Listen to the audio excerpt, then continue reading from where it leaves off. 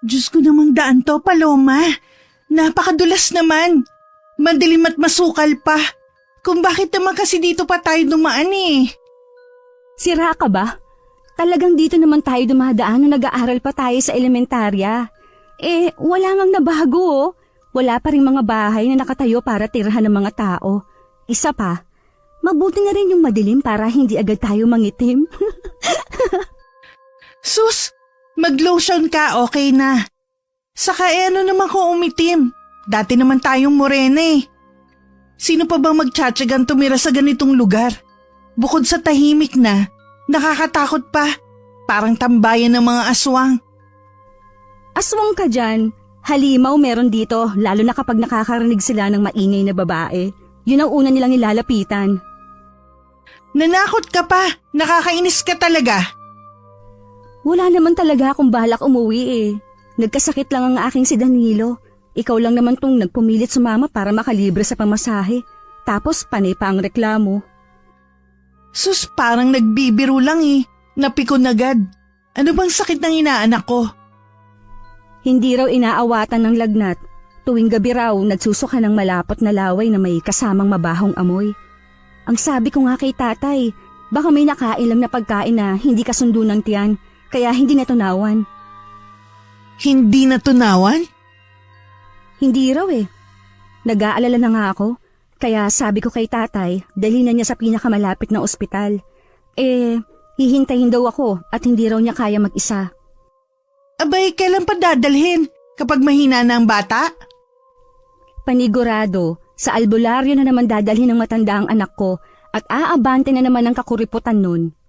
Kung bakit naman kasi, ngayon pa na-delay ang sahod natin sa pabrika ng mga damit bilang measurer. Nakakainis talaga, lalo pa ngayong nasa probinsya tayo, walang mapagkukunan ng pera. Hayaan mo na, sa hirap ba naman ang buhay eh. Ako nga eh. Hindi pa rin sapat ang kinikita ko sa pang-araw-araw na pangangailangan ng lolo ko. Hindi na yata talaga ako makakapag-asawa nito. Peste at kalokohan lang ang pag-aasawa. Lalo na kung ang mahahanap mong lalaki ay katulad ng dati kong asawa. Inanakan lang ako, ayun, at hindi na nagpakita. Nasasabi mo lang yan dahil kahit papano may anak ka na. Ako wala pa. Huwag na nga nating pag-usapan yan. Nawawalan lang ako ng gana. Kumukulo ang dugo ko. Ano na bang balita mo kay Marlon? Totoo ba talagang patay na siya? Oo, natagpuan daw sa silid na naliligo sa sarili ng dugo. Ang sabi, nilason daw kasi wala namang nakitang sugat sa katawan ni Marlon. Mabuti na rin sigurong nangyari yun sa kanya nang mabawasan naman ang irresponsableng lalaki sa mundo. Sobra ka naman. Para namang wala kayong pinagsamahan. Teka, malayo pa ba tayo? Bakit kasi dito pa tayo dumaan? Malayo pa. Aray! Halos mapaigik si Paloma sa sakit nang may bumangga sa kanyang likuran. Tumalsik siya at napaupo sa lupa sa sobrang lakas ng bangga ng babaeng tumama sa kanya. Nakita niyang tumayo rin ito agad at abala ito sa pagpagpag ng narumihang damit. Pasensya na talaga kayo. Abay parang tinamaan ng kidlat dun sa Paloma sa lakas ng pagkakabangga mo ah. Hindi ko rin napansin na may mga tao pa palang dumadaan sa shortcut na ito. Hayaan mo na, Melay. Abala rin naman tayo sa pagkukwentuhan kaya't pareho lang tayong hindi nakatingin sa daan. Pinagpagan na lang ni Paloma ang lupang dumikit sa kanyang pantalon. Napansin niyang napakaganda ng kaharap. Makinis at maputi ang balat nito. Sige, pasensya na ulit. Nagmamadali kasi ako. Maiwan ko na kayo. Walang problema. Isa pa, nagmamadali rin kami. Tara na, Melay! Akma na sanang maglalakad sina Paloma at Melay nang mapansin nila ang kulay silver na susi na lumubog sa maputik na daan. Nakaalis na rin ang babae, kaya't sigurado silang ito ang nagmamay-ari ng susi. Ikaw nang dumampot. Naiwan niya yan. Isabit mo sa puno para pag bumalik siya, madali niya makikita. Sandali nga at kukunin ko. Mukhang susi ito ng bahay nila. Halika, ihabol natin sa kanya. Papay, paano? Hindi natin kilala ang babae. Kaya nga ihahabol natin para maibalik. Halata namang nagmamadali talaga ang babae. Importante ang susi nito kaya tara na, maaga pa naman. Ikaw na nga ang bahala. Wala nang nagawa ang kaibigang si Melay nang hawakan ng kamay niya ni Paloma at hinila papunta sa direksyong tinahak ng babaeng bumangga sa kaibigan. Ang bilis naman niya maglakad. Ang layo na agad ng agwat sa atin. Ewan ko nga sa'yo eh. Bakit kasi kailangan pa nating isoli yan? Kung tutusin, kasalanan niya kung bakit nahulog yan eh. Baka gabihin pa tayo sa lugar na to. Matagal na tayong hindi dumadaan dito eh. Puro ka reklamo. Ayaw mo nun makakagawa tayo ng maganda sa ating kapwa. Paano kung importante ito? Oo na. Bilisan na lang natin ang paglalakad nang maabutan pa natin ng babae. Alalahanin mo, may sakit ang anak mo. Kaya kailangan natin magmadali. Huminto ang babae sa harap ng isang kubo na napapalibutan na nagtataas ang mga puno ng mahogany. Meron ding iba't ibang klase ng mga sanga makikitang nakasabit sa bintana at dingding ng bahay. Yari sa kawayan at kugo ng kubo.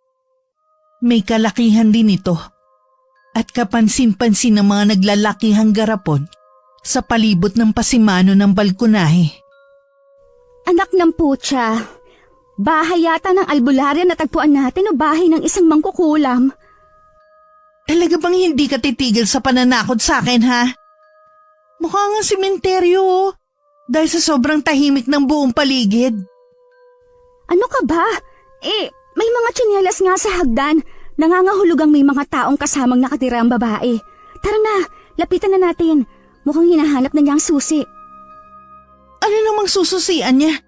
Mukha namang walang doorknob yung bahay. Manahimik ka nga. Puro ka po na, tara na. At baka gabihin na tayo. Naglakad pa sila papalapit sa kinaroroonan ng babae. Habang wala itong tigil sa kakakapkap sa sariling bulsa. Na parang may hinahanap. Nakatalikod dito sa kanila.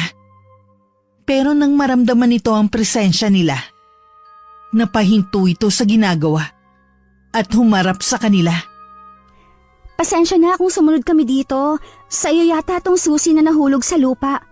Ay, salamat sa akin nga yan. Dito ko na napansing nahulog ang susi. May pasyente kasi ako ngayon kaya't nagmamadali talaga akong makarating dito. Sino nga ulit kayo? Halata kasing dayo lamang kayo sa baryong ito. Ako si Melay. Taga rito kami ni Paloma. Matagal lang kami nagtrabaho sa Maynila. Bumisita lang din kami dito. Kamag-anak ako ni Lolo Melchor, yung antingero sa kabilang gubat. Heto nga palang susi mo. Salamat. May apo pala si Lolo Melchor. Ako si Hana. Albularya, gusto niyo bang tumuloy muna sa loob para makapagpahinga at makainom ng tubig? Naku, wag na. Salamat na lang. Nagmamadali kasi kami ni Paloma eh. May sakit kasi ang anak niya. Pasensya na. Naabala ko na yata kayo. Talaga bang ayaw niyo munang pumasok? Hindi na. Salamat na. Nahinto sa pagsasalita si Paloma. Nang makarinig siya ng sunod-sunod na pagsigaw ng matandang lalaki na nasa silid ng nakabukas na pinto.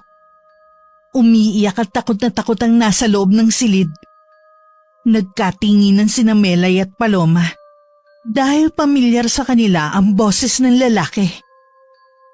Apo ko! Hindi ko na alam ang gagawin ko. Ano ba itong nangyayari sa'yo? Tatay Ramon, bakit ka boses ng tatay ko ang nasa loob ng bahay mo, Hana? Di ba't sabi ko may pasyente ako ngayon? Halika tingnan niyo si Tatay Ramon ang nagdala ng pasyente ko. Si Danilo ang apo niya. Siya palang anak mo? Baka kaboses lang. Huwag na tayong tumuloy. Si Tatay Ramon nga ang bisita ko dito. Tara, sumunod kay sa akin. Apo ko! Ano bang nangyayari sa'yo? Tulong! May tao naman dyan! Si Tatay Ramon nga ang nasa kwarto. Halika, samahan mo ko, Melay. Halos mauna pa sa pag-akyat si Paloma sa hagdan. Mapuntahan lang ang silid na kinaroroonan ng ama. Parang gusto nang sumabog ng dibdib niya sa pag-aalala para sa anak. Pagsilip niya sa pinto ng silid, ay halos manlaki ang kanyang mga mata nang makita ang kalagayan ni Danilo. Nakahiga ito sa katre. Palibot ng suka ang banig at halos hindi na rin niya makilala ang anak dahil sa pamamaga ng buong mukha nito at meron ding malalaking pantalan tumubo sa balat nito. Danilo, anak? Diyos ko! Nandito na si Mama, anak ko! Tay, ano ba kasi nangyari? Bakit nagkaganito ang anak ko? Hindi ko rin alam. Naglalaro lang siya sa tapat ng bahay natin nung duman nga tong si Hana at napansin niyang maraming pantal sa balat ang apo ko. Wala nang malay si Danilo nung buhatin ko siya sa lupa. Nagmagandang loob lang si Hana na dalhin dito si Danilo para magamot kaagad.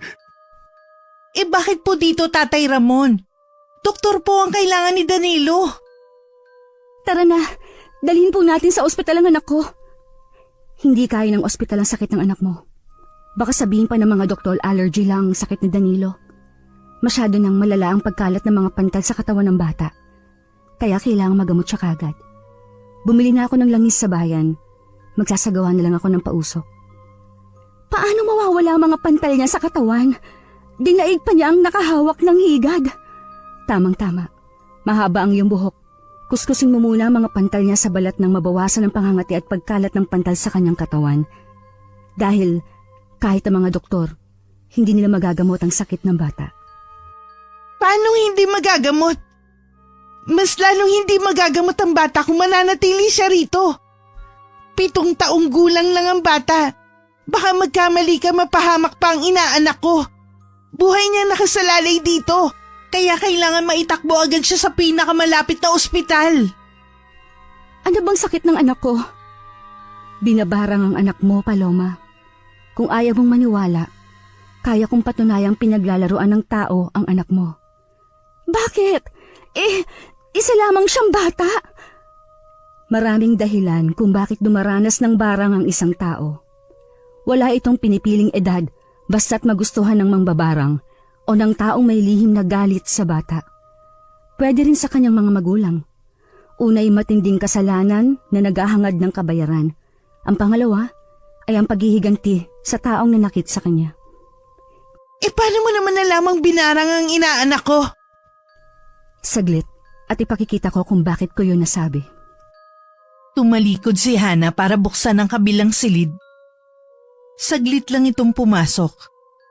At paglabas ay may dala ng garapon na may lamang asul na likido. Para saan ang garapong yan? Ano ang laman ng garapon? Para sa pagsusuri. Ang reaksyon ng langis ang magpapatunay na may barang ang bata. Ilalapit ko lang ito sa katawan niya. Kapag kumulo, nangangahulog ang binarang siya. Pero kung walang reaksyon ng likidong nasa loob, nangangahulog ang hindi. Pagmasdan ninyong mabuti ang garapon. Ngayon ninyo sabing hindi siya binabarang. Diyos ko, kumulo ang laman ng garapon. Kung ganun, sino naman ang gagawa nito sa bata? Malaking palaisipan nga ang nangyaring ito. Sa totoo lang, ngayon lang din ako nakakita ng ganitong klaseng pambabarang. Konting pagkakamali, maaaring mauwi ito sa pagkamatay ng bata. Huwag mong sabihin yan. Gamutin mo ang anak ko. Ipagkakatiwala ko sa iyo ang buhay ni Danilo. Sino naman ang gagawa nito sa anak ko? Napakawalang puso. Kung pati ang kaawa-awa kung si Danilo makukuha nilang saktan. Nagunahang umagos ang mga luha sa mata ni Paloma habang nilalapitan ng nakahigang anak. Binuhat niya ito at niyakap. Awang-awa siya sa bata na kung pwede lang, ay siya na lang ang magkasakit. Naramdaman din niya ang mahigpit na pagyakap nito sa kanya. Kaya lalong nadurog ang puso niya sa sobrang pag-aalala para sa anak. Pati ang pagtawag ng mama nito sa kanya ay parang dumurog din sa kanyang puso. Alam mo namang mahal na mahal ka ni Mama, kaya sana lakasan mo ang loob mo. Anak, hindi ko kakayanin mawala ka. Hindi naman mapapahamak ang anak mo kung ipagkakatiwala mo siya sa akin. Hayaan mong gamutin ko siya, pero sa isang kondisyon. Hindi libre ang serbisyo ko, kapalit ng pagaling ng anak mo. Pwede bang sa isang araw ko nalang bayaran? Gamutin mo na ang anak ko. Nakahanda ako magbayad kahit na magkano. Matanggal lang ang barang sa kanya. Talaga bang ganyan ka sa mga pasyente mo? Mas mahalaga ang pera kaysa sa pagtulong? Kung mahal ninyong may sakit, hindi kayo mag-iisip ng pera. Sige, titingnan ko kung magagawan ko ito ng paraan.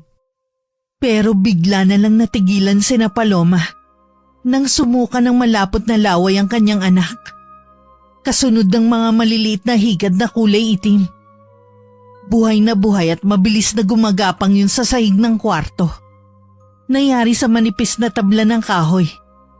Kasabay ang pagsingaw ng napakabahong amoy ng nabubulok na laman ng tao. Hindi na sila halos makahinga sa tapang ng amoy. Anak! Ano nangyayari sa'yo? Kailangan na nating kumilos para pigilan ang barang sa kanya. Tulungan niyo ako. Ikuha ninyo ako ng katawan ng saging na siyang gagamitin ko sa panggagamot sa kanya. Bilisan ninyo! Kumilos na kayo! Ako nang kukuha. Ikaw na lang, Paloma, ang sa ibang gawain. Salamat. Ano pang may tutulong ko, Hana? Kailangan mong hubarin ang suot niyang sando nang makita natin kung gaano nakalala ang barang sa kanya. Pagkatapos magsasagawa ako ng ritual para pigilan ang paglala. Agad na inalis ni Paloma ang sando ng kanyang anak. Kahit umiiyak na to sa sobrang sakit at pangangati ng balat, dahil sa pagtubo ng mga pantal sa katawan nito, pinilit pa rin niyang tanggalin ang sando nito. Mataas na rin ang temperatura ng katawan ng bata na parang may mataas na lagnat. Ilang minuto lang ang lumipas ay bumalik na rin si Melay na dala ang dahon ng saging. Habang si Tatay Ramon naman ay nanahimik na lang sa isang tabi. Baka sa mukha nito matinding takot. Heto na ang dahon ng saging na nakuha ko. Pwede na ba to? Pwede na yan. Akin na at iinitin ko sa kalan. Danilo, naririto lang si Mama ha. Kaya mo yan. Umalis sandali si Hana at pumunta sa kusina para initin ang dahon ng saging. Maya-maya'y bumalik na ito. Lumapit ito sa garapon at binuksan ang takip nun habang nakapatong sa maliit na lumang mesa. Nagsindi rin ito ng mga sanga ng kahoy. Pagkatapos ay ikinalat sa hangin ng makapal na usok. Saka umusal ng orasyon. Para saan bang inuusal mo, Hana? Para kasing mas lalo lamang lumalala ang kalagayan ng aking apo. Nakikiusap ako. Gawin mo ang lahat para matalong barang sa kanya. Parang awa mo na. Tay, wag na muna natin kausapin si Hana. Kinakabahan na ako at natatakot. Paano na ang apo ko? Bakit ba siya nagkakaganito? Ewan ko, Diyos ko. Hindi ko alam na ganyan nakalala ang mga pantal niya sa balat. Anong gagawin natin? Baka sa mukha ni Tatay Ramon ang awa at pagsisisi habang malungkot na nakatingin sa nakahiga niyang apo. Si Paloma naman ay pinagpipipisa ang mga gumagapang na higad sa banig gamit ang takip ng garapon. Umalingasaw rin ang mabahong amoy mula sa napisang mga higad, kasabay ang nakakadiring itsura ng kulay berdeng dugo nito. Huminto sa pagsasagawa ng ritual si Hana at nakita ni Palomang nakatitig ito sa nakahigang si Danilo. Nasundan din niya ng tingin ang katawan ng anak. Hana, tumitirik ng mata ng aking apo. Anong gagawin natin? Hayaan ninyo lang siya. Dahil sa mga oras na ito, nagsasagawa na ako ng ritual para matanggal ang barang sa kanya. Pero mas lalong dumami ang mga pantal niya sa katawan. Wala pa ba tayong ibang gagawin? Anak, kaya mo yan. Nakikiusap akong wag mo akong iiwan. Lumaban ka, anak. Nandito lang si Mama. Ano ka ba naman? Ano ba sinasabi mong yan? Hindi mamamatay ang aking apo. Huwag kang ganyan, pati ako natatakot na rin. Tumabi si Paloma sa higaan ni Danilo. Umupo siya sa gilid nito at hinawakan ng kamay ng anak na ipinatong niya sa kanyang hita. Maya-maya lalong humigpit ang kapit ni Paloma sa kamay ng anak. Malamig na yun na parang hindi na gumagalaw. Pinakiramdaman niyang maigi si Danilo. Napatayo siya habang titig na titig sa tiyan ng bata. Matagal niyang pinagmasdan ng anak. Saka lang niya napansin na hindi na ito humihinga. Tay, si Danilo. Tay, hindi na siya humihinga. Ano bang pinagsasabi mo? Hindi maaari. Naunahan na tayo ng mambabarang. Tuluyan na pinatay ang iyong anak. Bawiin mo ang sinabi mo! Hindi pa patay ang anak ko! Hindi siya maaaring mamatay! Ibibigay ko pa ang mga regalo ko sa kanya. Magsasama pa kaming kumain sa labas. Bawiin mo ang sinabi mo! Patay na siya. Wala na akong magagawa. Apo ko! Nang ibabaw ang palahaw ng pag-iyak ng mag-ama sa sinapit ni Danilo. Habang tahimik naman si Melay. Binitiwan na ni Paloma ang damit ni Hana mula sa kanyang paghablot rito dahil sa galit sa sinapit ng anak. Nilapitan ni Paloma ang walang buhay na anak. Nanginginig ang mga kamay niya habang mahigpit na niyakap si Danilo. Anak ko! Bakit mo ako iniwan? Ikinalulungkot ko pong hindi natin natalo ang barang sa kanya. Kahit ginawa ko naman po ang lahat. Magbabayad kung sino man ang gumawa nito sa apo ko. Papatayin ko siya! Diyos ko! Ang anak ko! Kawawa naman ang anak ko! Nilapitan ni Hana si Mang Ramon. Tinapik nito sa balikat ang matanda ng 2 beses. Nakikiramay po ako sa inyo. Ang inaanak ko. Kawawa naman si Danilo. Ang bata pa niya para sa ganitong uri ng pagpapahirap sa kanya. Nakakalungkot na dito lang humantong ang buhay ng bata. Kahit si Melay ay nilapitan din ni Hana para tapikin ang balikat nito. Tanda ng taus-puso nitong pakikiramay. Maiwan ko muna kayo. Itatabi ko lang ang mga gamit ko. Paano natin malalaman kung sinong bumarang sa apo ko? May magagawa ka bang paraan kung paano namin mauhuling pumatay kay Danilo? Ikinalulungkot ko po, Tatay Ramon. Pero namatay na po siya bago ko pa malaman kung sinong bumarang sa kanya. Nabigo po akong iligtas si Danilo. Ako mismo ang aalam kung sino ang may gawa nito sa aking anak. Kung may galit man siya sa akin o sa pamilya ko, sa akin siya gumanti, huwag sa anak ko. Ang bata pa ng anak ko. Marami pang magagandang mangyayari sa buhay niya at tinapos lang ng barang. Lakasan mo lang ang loob mo, Paloma. Makakamit din natin ang hustisyang nararapat sa kanya. Muling pinagbasdan ni Paloma ang nakahigang anak sa katre. Nayari sa kawayan. Namumutla ang labi nito. Nakapikit na parang natutulog lang. Hinaplos niya ang lumubog na pisngi ni Danilo.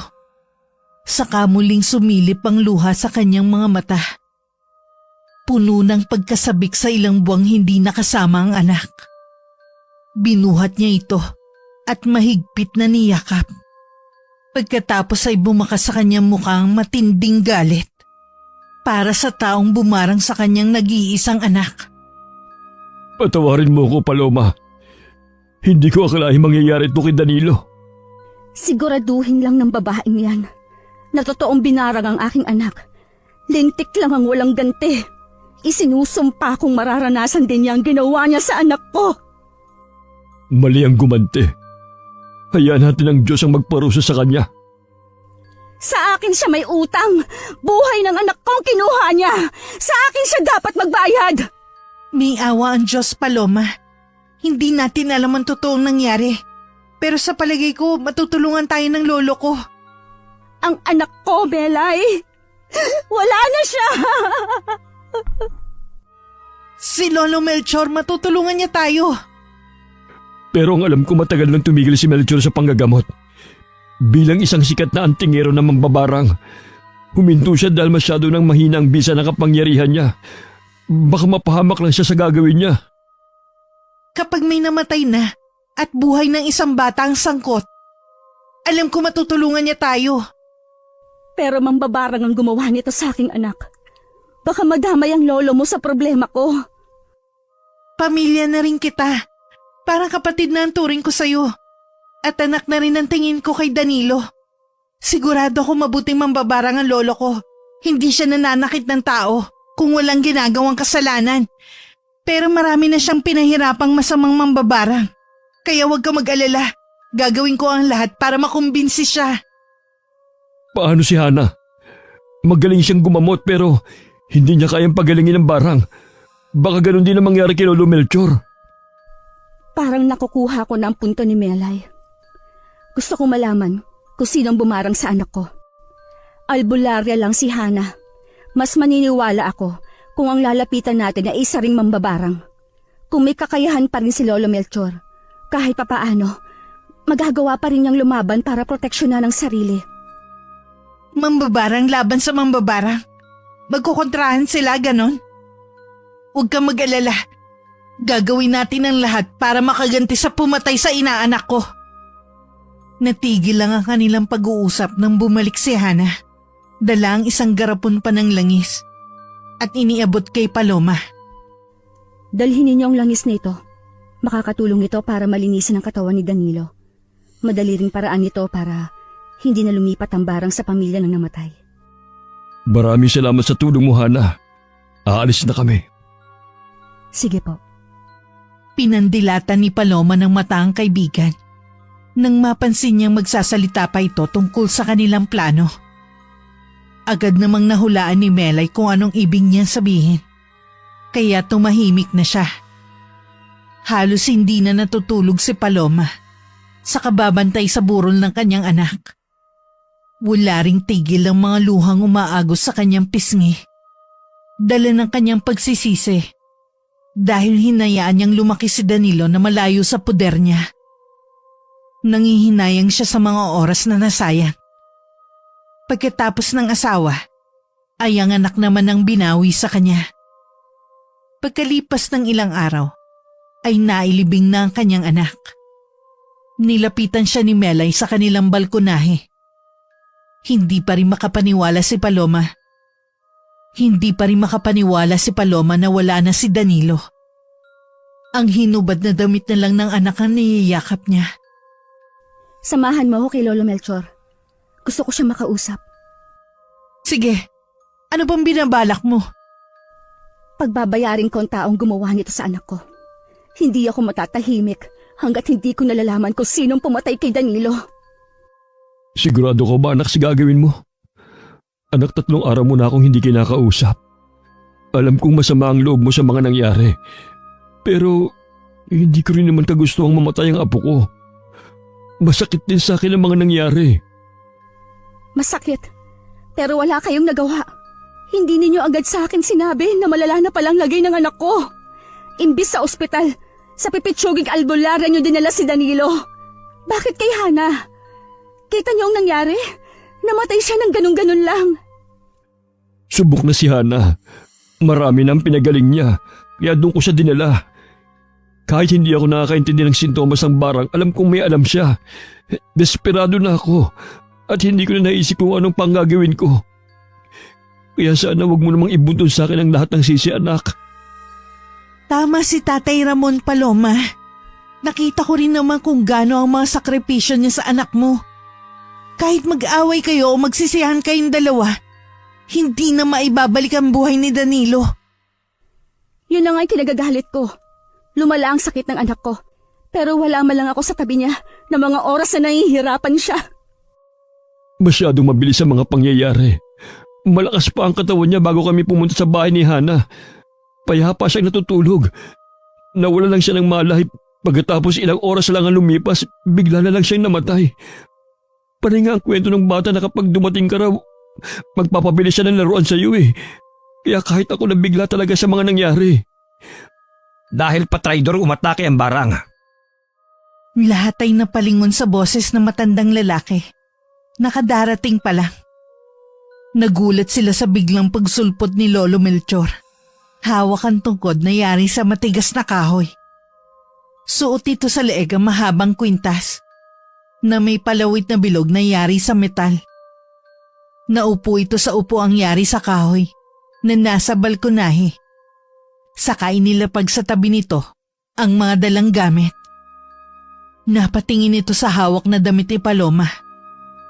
Ako ang tumawag kay Lolo para sumaglit dito. Dahil alam ko yan ang tumatakbo sa isip mo, Paloma. Matutulungan niya tayo para malaman kung sino ang bumarang kay Danilo. Ikinuwento ko na sa kanya ang buong pangyayari. Kaya alam na niya na binarang ang bata. Ang damit na hawak mo ay ang huling isinuot ni Danilo, tama ba?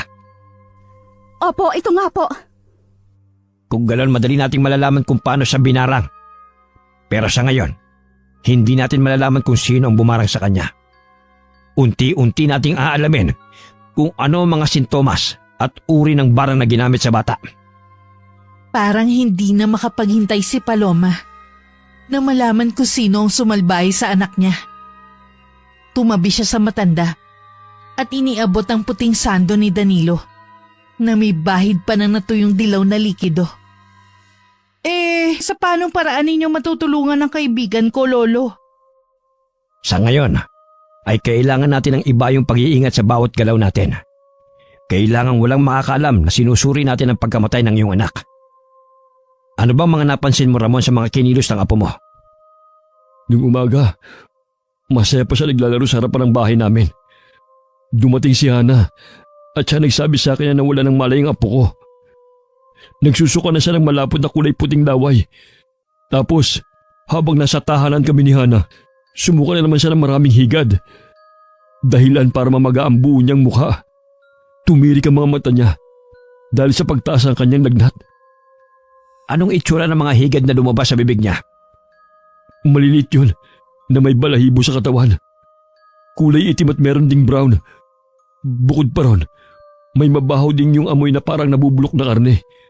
Kung malalanghap mo masusuka ka rin. Barang higad ang ginamit sa bata. Napakawalang puso talaga ng gumawa nito sa kanya. Matibay pa rin ang resistensya ni Danilo dahil nagawa niya magtiis sa ganong kahabang oras para hintayin ka, Paloma. Diyos ko, ang anak ko. Paano po natin malalabanan ng barang higad? Dati ang alam ko, ipinapasa ang kaalaman sa panggagamot sa barang at sa taong may kaugnayan sa namatay. Ang ibig niyong sabihin, kailangan niyong turuan si Paloma kung paano maging isang mambabarang? Oo, pero hindi yun magiging madali. Kakailanganin niya munang dumaan sa matinding pagsubok. 3 beses sa paghahanap ng mga kakaibang sangkap bago magkaroon ng bisa ang kakayahan niyang lumaban sa barang ng kalaban. Nakahanda ako, Lolo, para sa aking anak. Itatabi ko muna itong sando ng anak mo. Pakinggan mo mabuti ang mga sasabihin ko. Una, kailangan mong lumabas sa bahay na ito sa kabilugan ng buwan. Sa oras na 1:00 na madaling araw.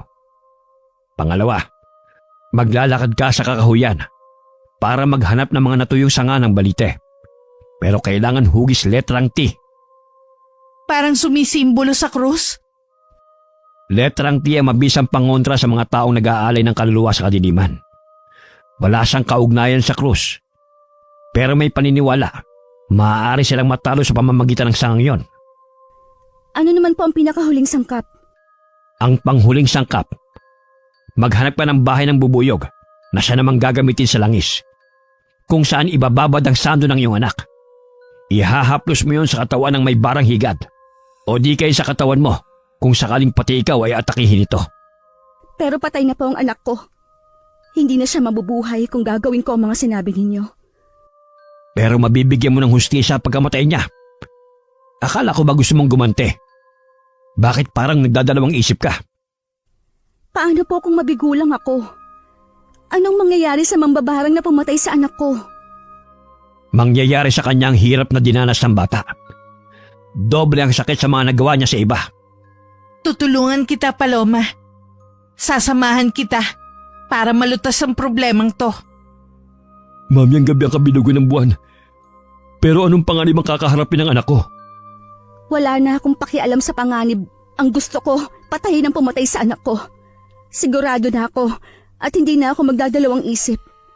Gaano niyo ba kakilala si Hana, Tay? 2 taon na. Kilala siyang sikat na albularya. At talagang nakakapagpagaling siya ng may mga sakit. Nagbebenta rin siya ng mga gamot. Bakit mo na itanong? Bukod tanging ang anak ko lang ang hindi niya nailigtas. Sa tono ng iyong pananalita parang nagdududa ka kay Hana. Nagkataon lamang yon, Paloma. Kilala ko rin si Hana. Mabait na bata. At talagang tumutulong sa mga nangangailangan. Kaya natitiyak kong hindi niya magagawang pumatay. Ewan ko, pero ibang pakiramdam ko. Simulan mo na ang paghahanap sa mga sinabi ko. Mag-iingat ka sa paglalakbay nyo. Dahil makakaharap nyo ang mababangis na hayop sa gubat. Kaya't magdala ka ng armas na pwede nyong magamit. Panlaban sa pag-akyat nyo sa bundok. Nariyan ang ita ko. Hindi ba ako pwedeng sumama? Hindi na kailangan. Hayaan mo mag-isa niyang harapin ang pagsubok na ito. Pinagdaanan ko rin ito. Kaya magpakatatag ka. Kasama naman po ako, Tay Ramon. Salamat, Melay, sa tulong mo. Pasado 1:00 ng madaling araw na noon. Matyagang naghintay sina Paloma at Melay sa balkonahe bago pumunta sa gubat. Sa tulong ng liwanag na nagmumula sa buwan, nakikita nila ang daan para maghanap ng sanga na may hugis letrang T. Nasa kalagitnaan sila ng gubat nang biglang nakaramdam si Paloma ng pag-alinsangan sa paligid. Maging ang huni ng mga hayop sa madilim na bahagi ng gubat ay nagdulot sa kanila ng kakaibang kilabot. Mahigpit na hinawakan niya ang puluhan ng itak at iginala ang paningin sa buong paligid. Pag minamalas ka nga naman, no? Nasa paligid lang natin ng mga asong gubat. Hindi ako sanay makipaglaban sa mga asong gubat, lalo na sa mga hayop na may nakakatakot na muka. Naku, patay! Lumabas na nga ang 3 aso mula sa kakahuyan. Pero konti pa lang itong napupulot nating sanga ng kahoy. Hindi tayo sasuntuhin ng mga gutom na asong yan. Galit na galit ang mga asong kulay itim. Habang dahan-dahang humahakbang papalapit sa kanila. Tumahol muna ang mga aso bago patakbong sumugod sa kanila. Para naman nabigyan ng pagkakataon si Paloma na dito mailabas ang kinikimkim niyang galit para sa bumarang sa kanyang anak. Matapang niyang hinarap ang mga hayop. Pinagtatataga niya ang mga aso gamit ang hawak na itak. Hindi man napupuruhan sa katawan ng mga aso. Sa takot ng mga to, kumaripas to ng takbo papalayo sa kanila. Umalis na tayo dito. Mabuti na lang hindi tayo nilapa ng mga asong gubat na yon. Ang tapang mo nga eh. Nagawa mong lumaban sa mga aso. Ano na pala ang plano mo ngayon? Maghahanap ng bahay ng bubuyog. Ang tanong, saan tayo makakakita ng ganong tirahan ng insekto? Ang alam ko sa mga sanga ng puno na mamahay ang mga bubuyog. Kaya lang, mas delikado to dahil pwede tayong habulin bago natin makuha ang bahay nila. May posibilidad na lagnatin tayo o di kaya mamaga ang ating katawan kapag nakagat tayo. Kaya siguro ito ang kontra sa barang higad. Bubuyog laban sa higad. Magsiga tayo. Kontra sa kanilang usok. Madali natin sila mapapalaya sa kanilang bahay. Paano naman natin gagawin yun? Wala tayong dalang posporo. Charan! May dala ako. Mabuti na lang lagi akong handa. Tara, maghanap tayo ng palapa ng nyog. Sa paglibot pa nila sa kakahuyan, ay nakita nila ang maraming bubuyog na nakadikit sa katawan ng puno ng balete. Dahan-dahan sila naghanap ng maaari nilang pwestuhan para magsiga sa tapat mismo ng tirahan ng mga insekto. Nagsindi sila ng palapa gamit ang posporo. Pagkatapos ay nagtago sila sa ilalim ng malagong halamang gubat. Alam mo, kapag kumalat ang usok, mangangalat din ang mga bubuyog at maaari nila tayong atakihin. Ang hirap naman bago maging isang mambabarang. Dahil mas matindi pa rin ang mangyayari sa'yo kapag mismong mambabarang na ang kaharap mo. Hayan, wala na ang mga bubuyog. Kusang nagliparan ng mga bubuyog para lumayo sa usok. Mabilis namang umakyat si Paloma sa puno ng balete na hindi naman masyadong mataas. Kinuha niya ang bilog na itim na may maraming maliliit na butas na nakasabit sa sanga. Kung pagmamasdan, ay parang pinagkainan lang yun ng anay habang may mga lupang nakadikit sa katawan. Pagkatapos niyang masusing sinuri na wala nang bubuyog sa loob, ibinalot niya yun sa laylayan ng damit niya. Saka mabilis na bumaba sa puno at nilisan nila ang gubat. Pagdating nila sa bahay, ay nakita nilang matyagang naghihintay sa kanila, sina Tatay Ramon at Lolo Melchor. Ah, Lolo, nagawa na po namin. Kumpleto na po ang mga sangkap. Heto po ang mga nakuha namin. Tama po bang itong mga yon? Oo, tama nga. Ito ang mga sangkap. Ngayong nakumpleto na mga kagamitan natin, kailangan ko lang maisagawa ang ritual ng pagsasalin. Ngayon po ba mismo? Kaya ko po. Gawin niyo lang, Lolo. Nakahanda po ako. Tumayo ang matanda para buksan ang dala nitong bag. Nakababad na rin ang puting sando ng anak ni Paloma. Sa garapong may lamang langis para kumumpleto sa mga sangkap. Dinurog ang bahay ng bubuyog saka inilagay sa plato. Pinatakan yun ng langis na galing sa katas ng sando ng anak. Siya namang ipapahid sa buong katawan ni Paloma. Sa ganitong paraan, may sasali ng kakayahang mambarang para lumaban o kumontra sa barang ng iba. Umusan ng orasyon si Lolo Melchor na inulit naman ni Paloma. Lolo, bakit kailangan ulitin pa ni Paloma ang binibigkas niyong salita? Patunay na ganap na siyang mambabarang. Ngayon na may dumapa ka, Paloma, nang nakadipa ang mga braso. Bilang isang bagong mambabarang, gagamitin mo lamang ito sa kabutihan para labanan ng masasamang mambabarang. Tamang diskarte para manalo ka sa laban. Sinunod ni Paloma ang iniutos ng matanda. Habang nakadipa, ay nagsindi ito ng sanga na nakuha nila sa gubat.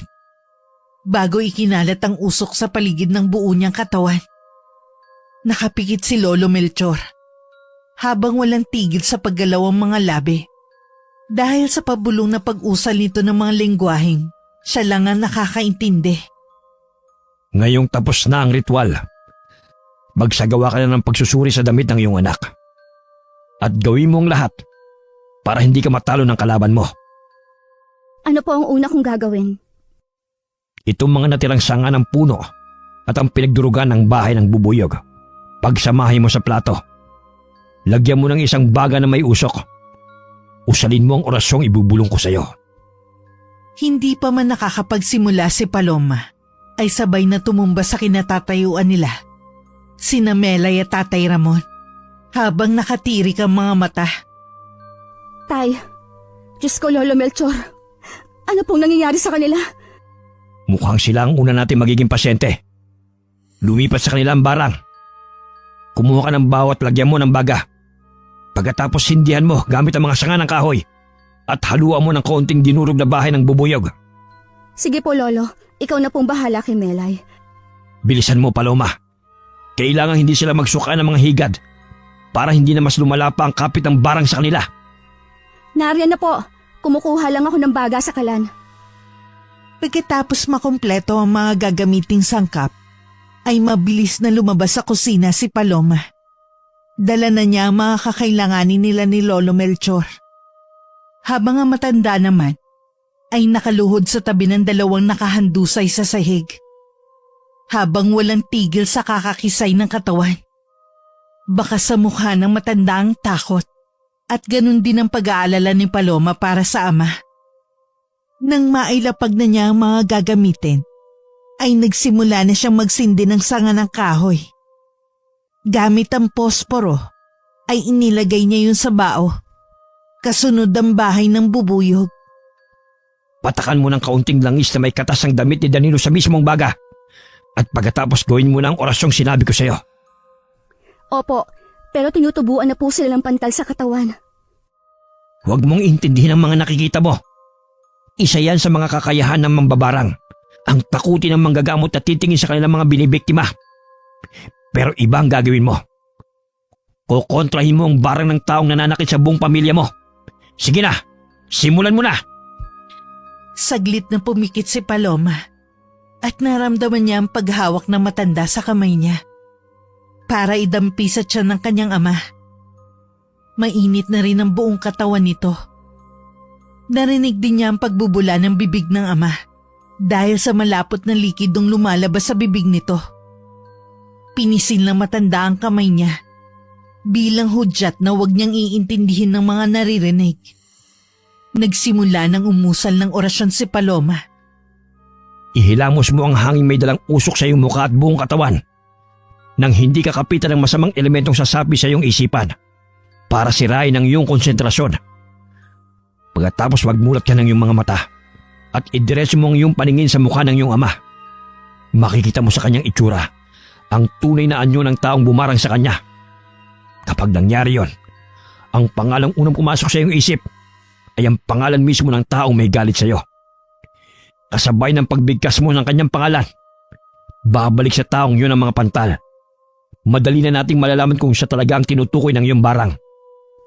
Hana, Gulat at halos manlaki ang mga mata ni Paloma. Nang sa pagbukas ng kanyang mga mata, ang lumitaw sa itsura ng ama ay ang babaeng gumamot sa anak niya. Pangalan pa lang ang kilala natin. Malalaman natin kung siya talagang tinutukoy ng barang mo kapag nakita nating may tumubong pantal sa katawan ng Hana na yon. Siya ang mambabarang na pumatay kay Danilo. Hindi ako makapaniwalang isa siyang mambabarang na nagpapanggap na albularya. pero ang sabi ninyo ay isa siyang mabuting albularya. Papaano po nangyari yon? Bakit niya gagawin ang bagay na ito sa pamilya ko? Hindi ka pa maniniwala kung sasabihin ko sa yung ginagawa ang pambabarang ng ganitong klaseng pamamaraan sa pamamagitan ng pagtapik sa balikat ng 2 beses. May kasama itong laway ng mismong mambabarang. Pero hindi pa tayo nakakasigurado. Kailangan makita mismo ng dalawa nating mga mata kung may mga tumubong pantal sa kanyang katawan. Saka tayo gagawa ng hakbang para papanagutin siya sa pagpatay sa iyong anak. Dahil sa matinding galit, nakuyom ni Paloma ang sariling palad na halos bumaon ang kanyang mga kuko sa lakas ng pagkakatiklop ng mga daliri niya. Sumilip din ng mga luha at bumakas sa mukha ang puot, lalo na nang biglang maalala ang itsura ng anak bago ito pumanaw. Sisiguraduhin kong magbabayad siya. Pigilin mo muna ang galit mo. Naiintindihan kong nararamdaman mo. Ituloy na muna natin ang panggagamot sa dalawa. Katulad ng ginawa ko kay Tatay Ramon, gagawin ko rin kay Melay. Natatandaan ko, tinapik silang dalawa ni Hana sa harap ko, kasabay ng pagsabi nito na pakikiramay sa pagkamatay ng aking anak. Kung silang dalawa lang ang tinapik sa balikat, nangangahulugan, ikaw ang target niya. Gusto niya magdusa ka sa pagpapahirap niya sa pamilya mo. Ang malaking tanong na gumugulo sa isip ko ay bakit? Bakit niya kailangan gawin yan sa'yo? Wala akong natatandaang kasalanan sa babaeng yon, kaya kung ano man ang dahilan niya, ay hindi ko ito palalampasin. Ngayon ko lang siya nakita, at wala rin akong natatandaang inargrabyadong tao. Baka naman may utang ka. Utang sa paggamot niya sa anak ko, pero namatay si Danilo. Paano ko siya babayaran? Hindi utang na pera ang sinasabi ko, kundi utang sa kanyang pansariling interes. O galit sa'yo, na hindi mo alam na may kasalanan ka. Ewan ko. Lolo, kahit gaano pa kalaki ang naging kasalanan ko sa kanya, hindi ibig sabihin nun na buhay ng anak ko at ng pamilya kong magiging kapalit. Matapos may isagawa ang pagre-ritual, sa wakas ay bumangon na sina Melay at Tatay Ramon. Nagulat na gulat sa mga nangyari. Nagkatinginan silang dalawa ni Lolo Melchor na parang sinasabi nito na huwag ipaalam sa dalawa ang mga natuklasan. Samahan mo Melay si Paloma sa bahay ni Hana para magpagamot kayong dalawa ni Ramon. Bigla kayong hinimatay kanina. Sa mga nakita ko, lumipat sa inyo ang barang. Lolo, ayoko mamatay. Tulungan niyo ako. Nakilala niyo ba kung sinong bumarang sa amin? Ako mismo ang papatay sa kanya. Nangihina ang katawan ko sa kami mga pasako sa aking balat. Ganon din kay Melay. Ano ba nangyari? Tinubuhan kayo ng pantal sa balat. Yan ang pumalit dahil natanggal ni Paloma ang barang sa inyo. Pero pansamantala lang. Kaya nga lalapit tayo kay Hana para humingi ng tulong. Walang kaalam-alam sina Melay at Tatay Ramon. Nakasama yun sa plano ni na Paloma at Lolo Melchor. Magpapanggap silang walang alam. Pero ang totoo, magmamatsyag na sila sa kung ano ang totoong motibo ni Hana para saktan ng pamilya niya. Ganon din ang pagtingin ng mga senyales. Kung si Hana nga ang bumarang sa anak ni Paloma. Tumayo na kayo. Ngayon din pupunta tayo sa bahay ni Hana. Wala na bang ibang paraan? Akala ko ba kaya tayong gamutin ni Paloma? Pero bakit kailangan pa nating magpagamot kay Hana? Sa kanya na nga namatay ang inaanak ko eh. Mabuti na rin may kasunod na pagtulong. Saka may kakayahan din naman talaga si Hana na gamutin tayo. Pumunta na tayo ron. Dalhin mo ang sando ng anak mo, Paloma. At tandaan mo ang sinabi ko sa iyo. Tara na po, para hindi tayo gabing sa daan. Mauna na kayo maglakad, Ramon. Melay, ihahanda ko pa ang aking mga kagamitan para tumulong sa panggagamot sa inyo. Parang malakas ang kalaban natin at kailangan pang marami ang gumamot sa amin ni Melay. Pero ayos na ang pakiramdam ko. Huwag na kaya tayong tumuloy. Ako rin po, Lolo. Parang kinakabahan po ako. Kailangan natin gawin ito bago pa mahuli ang lahat. Ayoko may mamatay ulit na mga mahal ko sa buhay. Lalo na kung may magagawa naman tayong paraan para pigilan yon. Wala nang nagawa ang dalawa sa pagpupumilit ni Paloma na pumunta sa bahay ni Hana. Pagkalipas ng ilang minuto, ay narating din nila ang tapat ng kubo ng babae. Napansin nilang saradong-sarado ang kubo, pati na rin ang tindahan nito. Pero may usok sa kusina, nangangahulog ang may tao sa loob. Lihim na siniko ni Lolo Melchor si Paloma sa tagiliran. Mukhang masama ang pakiramdam ni Hana. Magtawag ka, Ramon. Tao po! Hana! Si Tatay Ramon to! Naririyan ka ba? Para namang walang tao dyan eh. Ilang saglit lang ay may narinig silang yabag ng mga paa. Papalapit sa pinto sa may puno ng hagdan. Kasabay ng pagbukas ng pinto, sumilip si Hana. Habang nakatalukbong ang ulo nito ng malaking tuwalya. Kapansin-pansin ang pamumula ng pisngi at mata nito. Maging ang pangangatal ng buong katawan. Dahil lahat ng ebidensya na makakapagpatunay sa pagkakatuklas sa pagkatao ng kalaban ay nasa katawan mismo ni Hana. Pilit niyang itinago ang galit at nanatiling kalmado sa harap nito. Hana, magpapagamot kasi ang tatay at si Melay. Sa tingin ko ay binabarang sila. Hihingi sana kami ng tulong sa iyo, pero mukhang may sakit ka rin. Nako, pasensya na. Masama rin ang pakiramdam ko. Pero pasok muna kayo at nang makapagkape. Salamat, Hana. Talaga palang napakabait mo. Tutal, nandito na rin lang kami. Tutulungan ka na rin namin. May konti rin naman akong alam sa panggagamot. Matagal bago nakasagot si Hana sa sinabi ni Lolo Melchor. Parang nararamdaman din nito ang mabigat na presensya na dala nila. Ramdam din ni Paloma ang enerhiya ng pagiging mambabarang ni Hana. Sa isip ni Paloma, gusto niya itong sabunutan at iumpog ang ulo sa dingding. Idinaan na lang niya sa malalim na pagbuntong hininga na agad din namang nahalata ni Lolo Melchor. Kaya mo yan. Maupo muna kayo. Pasensya ka na, Hana. Nakakaya naman sa'yo. May sakit ka na nga, inabala ka pa namin. Handa kami magbayad kahit magkano. Gamutin mo lang kami. Ayaw ko pang mamatay, nakikiusap ako sa'yo. Para naman nakukonsensya si Paloma nang makita ang takot sa mukha ng kaibigan. Walang kaalam-alam na ginamit nilang dalawa sa kanilang mga plano. Natanggal na niya ang barang sa kaibigan. Pero kailangan nilang magpanggap para makaganti sa babae. Umalis sandali si Hana sa harapan nila. Binulungan naman siya ni Lolo Melchor. Gawin mo ang lahat para makakuha ka ng hibla ng buhok ni Hana. Hanapin mo ang altar niya para ilagay ang sarili niyang buhok sa mga gamit niya sa pambabarang. Para siya mismo magdusa sa gagawin niyang pambabarang sa apo ko. Saan naman kaya nakalagay ang altar ni Hana? Hanapin mo. Natigil lang sa pagsasalita si Lolo Melchor nang dumating si Hana na may dalang 4 na basong may lamang kape. Nakalagay yun sa isang tray na yari sa hinabing uway. Pagkatapos ay inilapag sa mesang nasa harapan nila. Magkape muna kayo. Salamat, Hana. Kamusta na pala ang pakiramdam mo? Saka bakit ang dami mong pantal sa katawan? Ano nangyari? Nakuha ko po ito ng gamutin ko si Danilo. Nakakahawa ang barang. Pakiramdam ko, lumipat yun sa akin.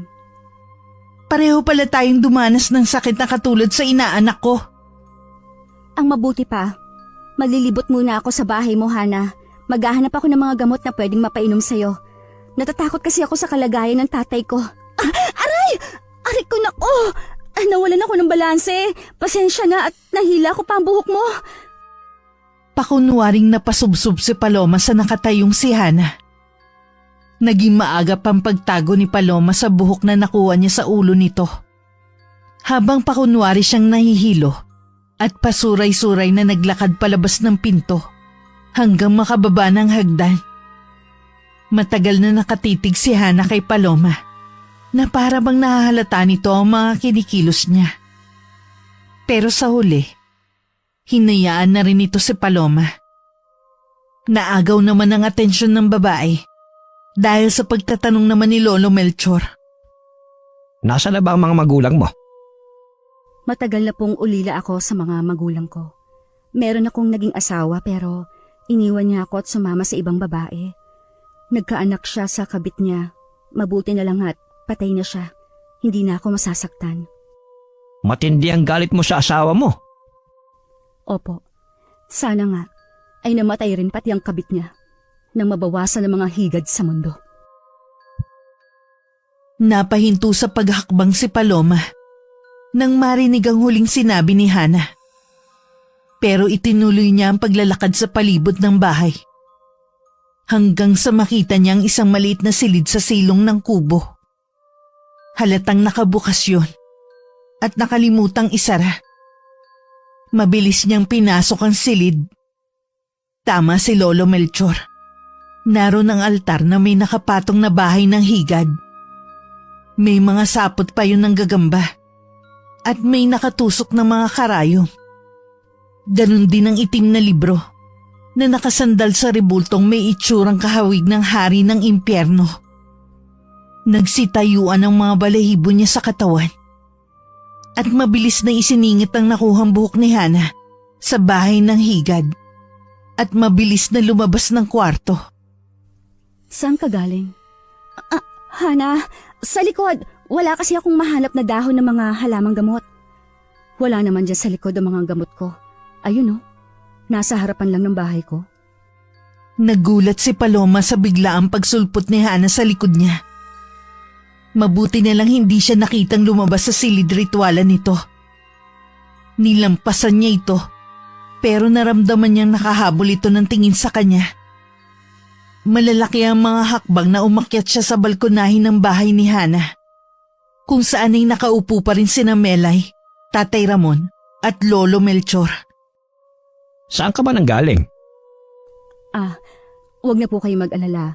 Naligaw lang po si Paloma sa paghahanap ng mga gamot sa likod ng bahay. Nakalimutan ko pong ituro kung saan nakatanim ang mga herbal. Masama pa rin ang pakiramdam mo, Hana.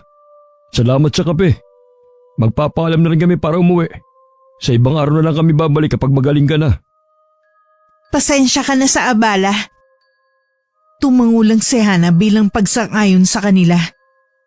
Pero napansin naman ni Paloma ang paglikod ng mata ni Hana na parang sinasabi nitong humanda sila sa gagawin nito.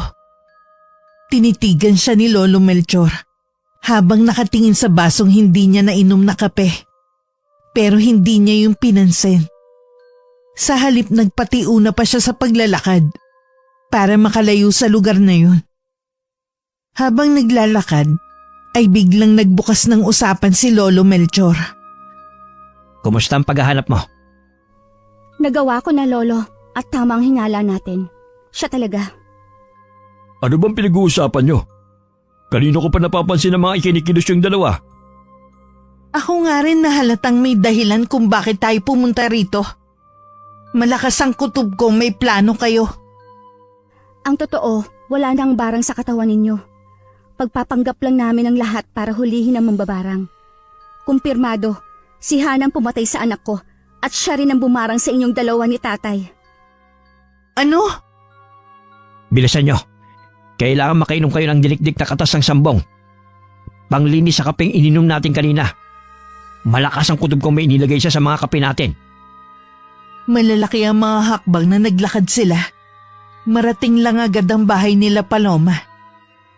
Pagdating nila ron, ay mabilis na kumuha ng sambong si Lolo Melchor.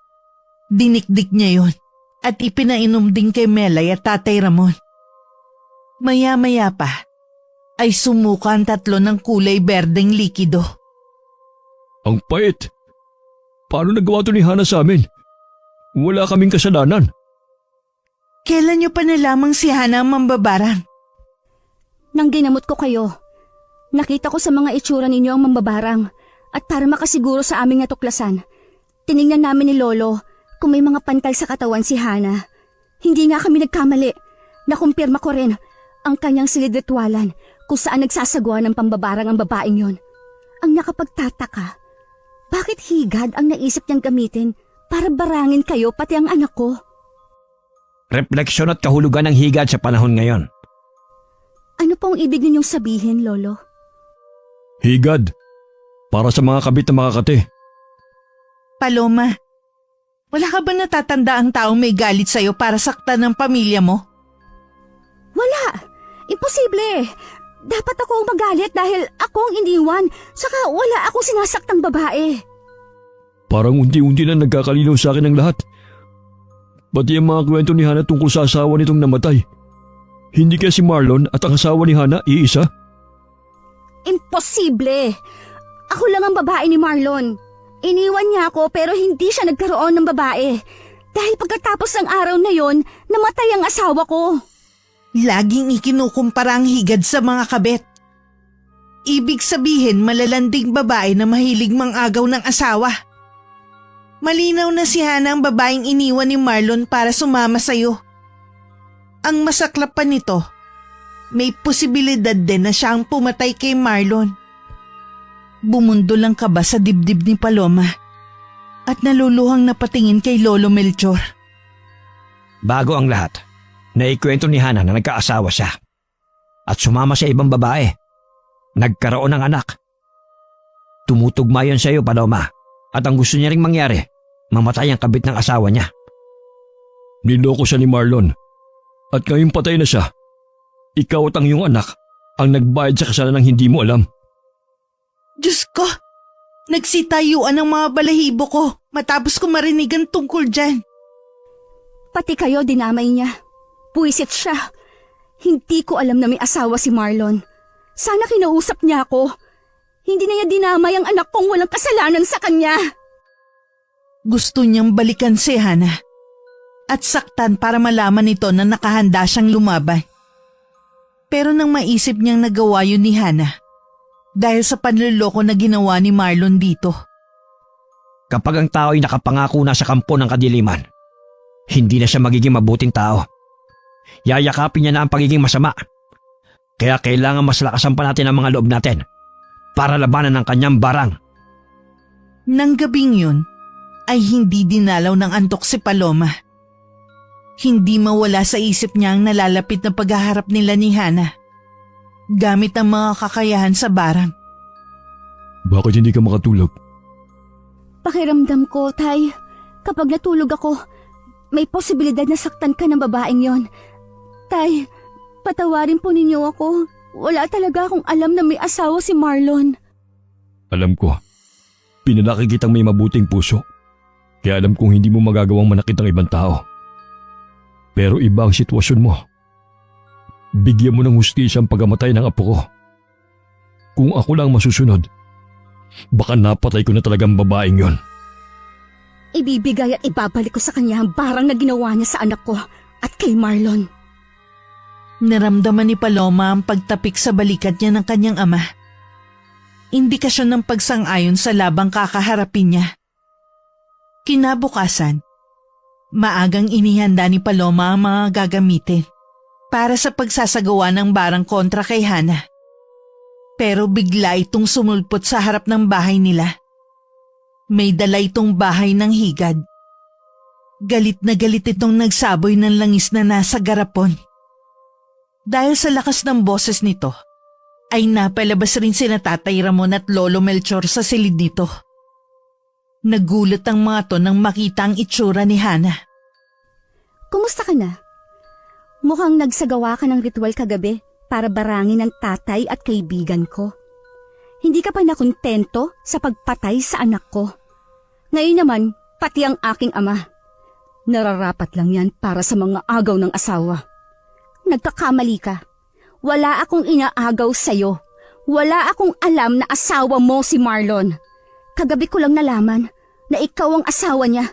Pero hindi mo dapat idinamay ang aking anak. Wala siyang alam. Pwes, tayo magtutuos. Papatayin kita. Subukan mo. Tingnan lang natin kung magagawa mong manalo sa akin. Hindi ko napapayagang may mamatay pa sa pamilya ko. Katakot-takot na kaba ang bumundol sa dibdib ni Paloma nang makita niya ang matinding galit na bumakas sa mukha ni Hana. Pagkatapos ay naupo ito mismo sa harapan nila. Inilatag nito sa lupa ang bahay ng higad. Kasabay ng pag-usal nito ng orasyon. Sa halip na magsagawa rin ng ritual si Paloma, ay pinagmasdan niya kung paano ginagawa ni Hana ang barang. Pinag-aralan niya ang kilos nito at inisip kung paano niya yung malalabanan. Ano nangyayari? Bakit ako tinutubuan ng mga pantal sa katawan? Anong ginawa mo, Paloma? Nakita mo naman, nakatayo lang ako at pinapanood kung paano ka unti-unting magdudusa sa barang na gusto mong ibigay sa akin. Lintik lang ang walang gante. Ibabalik ko sa iyo ang pangbabarang mo sa anak ko. Sinasabi ko na nga ba at nakapasok ka sa lihim kong silid. Magaling akong dumiskarte. Tama lang na sa'yo bumalik ang barang. Ngayon, lasapin mo ang pahirap na ginawa mo sa anak ko. Walang gusto magsalita sa dalawang matandang nakatayo sa may pintuan. Baka sa mga mukha ng dalawang takot. Habang unti-unting natutumba si Hana na hawak ang sariling leeg. Sumuka na ito ng mga buhay na higad. At kahit malayo sila sa kinaroroonan ng babae, amoy na amoy nila ang mabahong singaw ng suka nito. Hayop kang babae ka! Gaganti ako! Hindi ako may gawa niyan, kundi ikaw mismo. Hindi pa nga ako kumikilos para singilin ka sa pagpatay sa anak ko at pati sa pagpatay kay Marlon. Iisang lalaki ang minahal natin, pero naging sakim ka at pinatay mo sila. Kung tutuusin, kulang pa yan sa lahat ng mga naging kasalanan mo. Pigilan niyo ang mga sarili niyong masuka sa mabahong amoy na sumisingaw sa suka ni Hana para hindi lumipat sa inyo ang barang. Kunin mo ang puting sando ng anak mo, Paloma. Itaklubo sa katawan ng Hana na yan para mawala ang kakayahan niya sa pambabarang. Si Melay ang kumilos para makuha ang puting sandong inaabot ni Paloma. Saka siya lumapit kay Hana na nakahandusay sa lupa.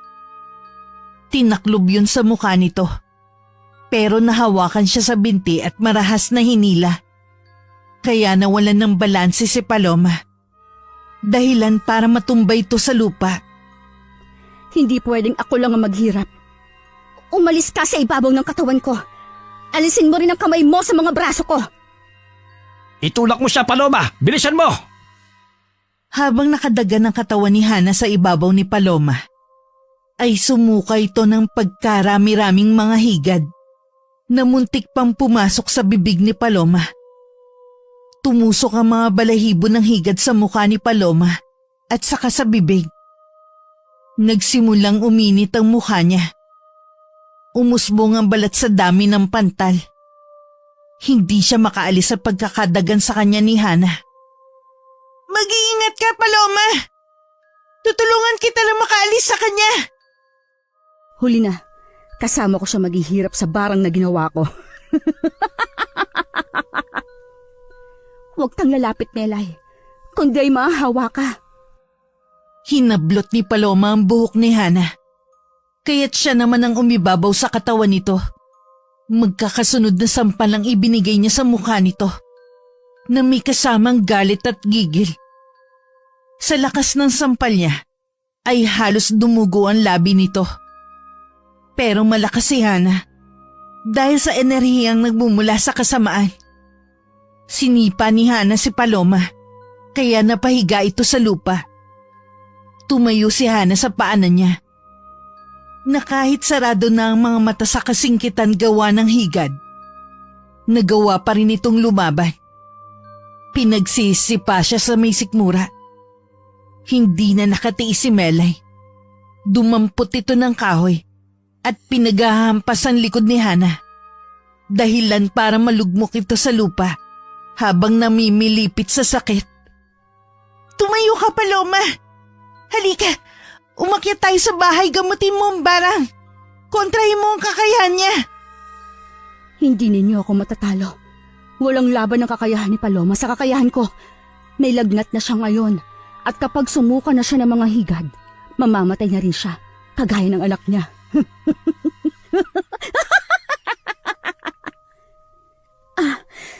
Ganon. Magsasama tayong dalawa sa impyerno! Kumawala si Paloma sa pagkakahawak ni Melay at sinugod niya ang nakaupo sa lupang si Hana. Tinamaan niya ito ng suntok sa mukha at pinagsisipa niya ito sa sikmura. Imbis na dumaing sa sakit si Hana, ay para lamang ito nababaliw na walang tigil sa paghalakak, na parang natutuwa pa. Kahit mababakas sa mukha nito ang galit. Tama na! Awatin mo si Paloma, Melay! Gumanti ka at labanan mo siya sa parang itinuro ko sa iyo! Papatayin ko siya, Lolo! Hindi mo ba nakikita mas nasisiyahan siyang makita kang nagagalit? Dumiskarte ka sa parang alam mo. Dahil habang nakahiga siya sa lupa at sinasaktan mo, umuusal yan ng orasyon laban sa iyo at nagpapatindi sa epekto ng barang sa iyo. Iwanan mo siya at gawin mo ituturo ko sa iyo. Agad na hinila ni Melay si Paloma para dalhin sa balkonahe. Nakahanda na ang lahat ng mga gagamitin ni Paloma sa barang na ipanlalaban niya sa babae. Naglatag ng puting kumot ang kanyang ama at naupo siya habang nararamdaman niya ang paghibot-hibot ng mga pantal sa balat niya. Nanginginig ang mga kamay na sinimulan niya ang ritual. Habang nakabantay ang tatlo sa pinto para hindi makalapit si Hana sa kanyang kinaroroonan. Kumuha ka ng sanga ng kahoy na nasa tabi mo. Sindihan mo at isilid ang usok sa iyong bibig.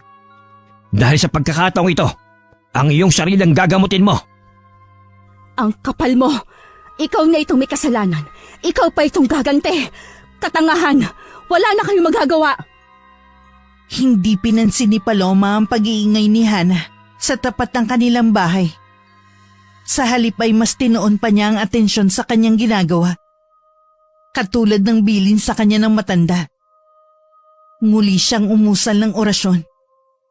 Pagkatapos ay ikinulong ang usok sa bibig niya. Durugin mong natitirang bahay ng bubuyog. Lubusin mo na para matapos na ito. Saka mo buhusan ng langis na galing sa garapong ibinigay sa iyo ni Hana. Ipaligo mo sa buong katawan mo. Ganun nga ang ginawa ni Paloma. Pagkatapos ipaligo ang langis, ay itinapon niya sa labas ang garapon. Gumulong yun sa paanan ng nakatayong si Hana.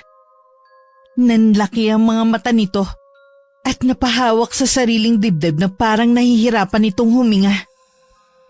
Ano nangyayari sa kanya, Lolo? Tumayo ka dyan at panoorin mo kung paano singilin si Hana sa kanyang mga naging kasalanan. Kaparusahan ito sa kanyang pagiging isang mambabarang. May mga dugon lumalabas sa kanyang mga mata at tenga. Ganon din ang mga higad na kasama sa suka niya. May mga dugo rin na nanggaling sa kanya. Dahil din yun sa bisa ng buhok na inilagay ko sa bahay ng higad. Nakontra nito ang barang na dapat ay sa akin ibibigay. Bumalik sa kanya lahat. Pero mas dobleng hirap dahil lumabas na rin ang dugo sa lahat ng parte ng kanyang katawan.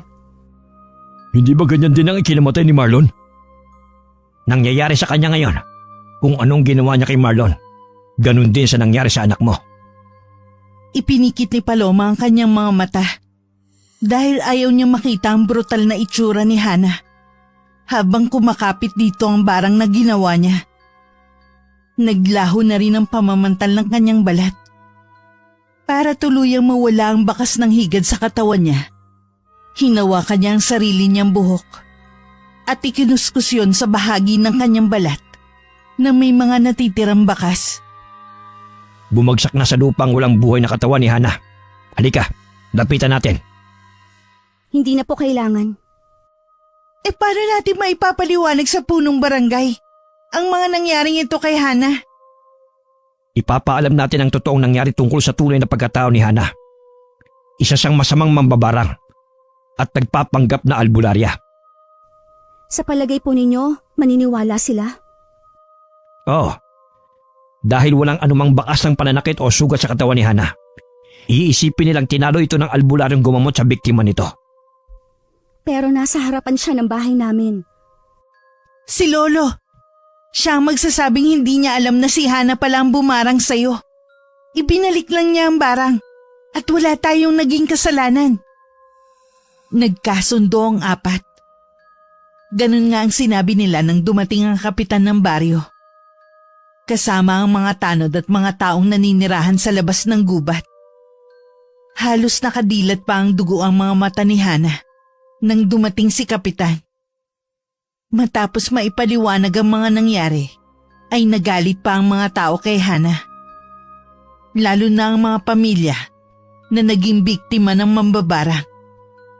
Makalipas ang 2 buwan pagkatapos ng pangyayaring yun, ay tuluyan ng nilisan ni Paloma at Tatay Ramon ng baryo. Nagpakalayo-layo sila dala ang kaalaman sa barang, gamit ang bahay ng bubuyog. Hindi na po kailangan. Sa palagay po ninyo, maniniwala sila? Pero nasa harapan siya ng bahay namin. Nagmahal ka lang, anak. Kaya huwag mong pagsisiyan ang iyong mga nagawa. Tao ka lang na nagkakabali. At isa pa, huwag ka lang sana ulit madadapa sa landas sa kinadapaan mo. Matuto kang tumayo sa sarili mong mga paa at harapin ang mga pagkakamali mo. Isang malaking aral ito sa akin, Tatay. Na huwag basta-basta magtitiwala sa lalaking hindi alam kung may asawa ba o wala. Salamat, Tay. Naririto na po pala tayo sa terminal ng Cubao. Ako na po ang magdadala ng gamit ko. Kalimutan ng galit, poot at sama ng loob. Dahil baka sa galit mo, kung ano pa ang magawa mo sa kapwa mo na hindi maganda.